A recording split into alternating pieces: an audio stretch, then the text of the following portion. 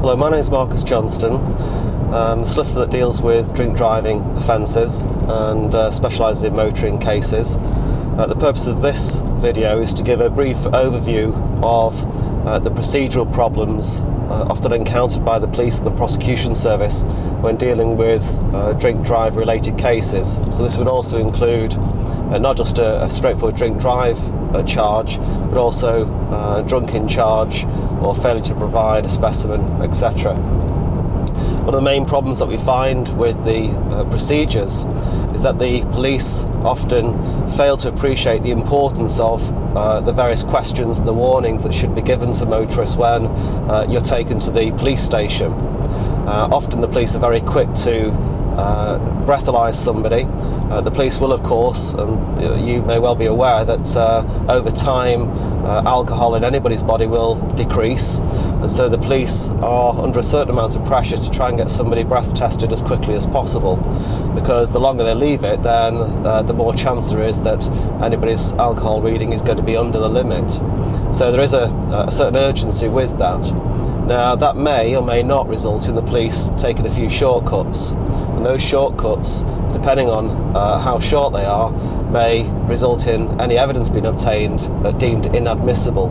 So a couple of the key issues to be aware of: when you are taken to the police station, you'll be checked in at the custody desk, and then you'll be asked to give a breath test. You'll be taken to the intoxilyzer room or the breath test room, and that's where the important issues really start, because that's where the police should go through a whole series of questions with you, probably around about 25-30 questions, which will also be documented on what's known as an MGDDA booklet. Now, this booklet's about 25 pages long, but it's something that the police would normally go through with you, ask you the various questions, document your responses. Sometimes they'll ask you to sign those responses.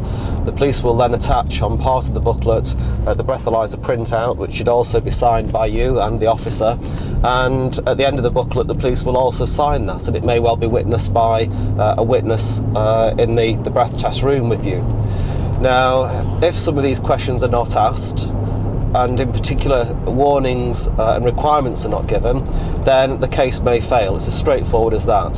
So, for example, one quick example is that the breath test requirement requires that the police ask you for your permission to give a breath sample.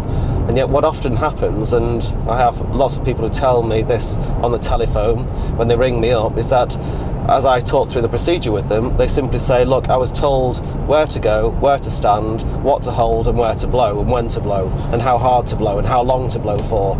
In effect, they were just being told what to do. Now, although the police can give instructions and directions, they must also seek your permission to obtain a breath sample. The reason for that is you don't have to give a breath specimen, and that's the same whether it's a breath specimen or a blood specimen or a urine specimen. They need to seek your permission for that. And of course you could turn round and say, well, no, thank you, officer, I don't wish to give a breath test, and therefore it's unlikely you'd be charged with drink driving, because without your permission they wouldn't be able to obtain a breath specimen. Not to say you wouldn't be charged with something else, but you wouldn't be charged with the drink drive charge. Now, if they go on and obtain all the correct permissions, that should all be documented on the form. It's important to actually check the accuracy of any evidence to be used against you. Now, you won't see that, you won't be given a copy of that when you're at the police station. That's something which you'll get, or you're entitled to, at your first court date. And so, very important, the first court date, important to be represented by a solicitor if you can, and preferably somebody that knows what they're doing and knows drink drive law, because not only should you receive the 25-page MGDDA booklet, but you should also receive various witness statements from the officers involved, a case summary, a police national computer printout of previous convictions. So there may be altogether 30, 40, 50 pages of documents, and those documents are the key to the success or the failure of the case. So by going through all those documents, it helps you understand what the police are saying, what the evidence is, how strong that evidence is, and also from a defence point of view, the chances of winning the case, and hopefully trying to convince the prosecution not to take any further action. Now, I find on a regular basis, in fact I'm just driving back now from Bridlington Magistrates Court, where we turned up for a first hearing, expecting to receive the MGDDA booklet, which we did. The booklet confirmed that 3 officers were involved in the case, but there was no witness statements, none at all. And also there was some concern about the accuracy of the information given by those officers. So as it stands, there is very little, if any, evidence against my client. And the prosecution service accepted that. They accepted that they needed witness statements, and they weren't there and they couldn't get them. So important to take the right advice and make sure everything's checked properly when you first go to court. If it goes on from that and the police do charge, then it gives you an opportunity to then obtain all the additional disclosure of evidence against you. And again, important to check all the additional papers. We should also add, perhaps at this stage, that if blood was taken or a urine specimen was taken, or you have to go to hospital for any reason, then there's additional papers, additional documents that the police should be completing and which should be provided to you, known as the MGDDB booklet, which deals with the blood and urine specimens. MGDDC booklet deals with hospital procedures.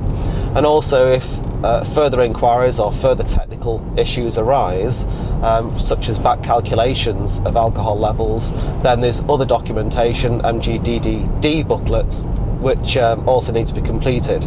So depending on your own set of circumstances, there can be huge amounts of detail and documentation available on the first court date. It's very important to go through all that, because that gives you a much clearer picture of the accuracy of the evidence against you. If it goes on from that and the police and the prosecution service want to continue with the charge, then of course you can always enter a guilty plea if you want to, and the case is over and done with, in all likelihood, on that first occasion. If there's a likelihood of a community service penalty or a prison sentence, if the reading is high, then the case is likely to be adjourned in order that you can meet with the probation service and they would produce a report for the court. It does raise the issue about is there a real benefit of entering a guilty plea at an early opportunity? Certainly, perhaps at the first court hearing. I'd question whether there is a real benefit in entering a guilty plea, particularly if you've not had all the evidence against you. There's an awful lot to lose, and there's equally an awful lot to gain by going through this procedure properly and checking everything in the correct way. But that's something which you'd need to take your own advice on. My view is, until you've seen the accuracy of the evidence and tested it all properly, then you've got to think very carefully about whether you should be entering a guilty plea. A further practical consideration comes in to play, because a number of cases that I deal with, for example, we often go to court for a trial and the police officer is not there. Happened to me, for example, last week at Wimbledon Magistrates Court. Turned up for a trial, no police officer there. Now, if there's no officer, the prosecution service is not going to be able to use any evidence against you, because the officer will be required to attend court, because that's the officer who has been involved in your case who will give evidence against you. If there's no officer, then it tends to follow there's no evidence, and so you'd normally win the case.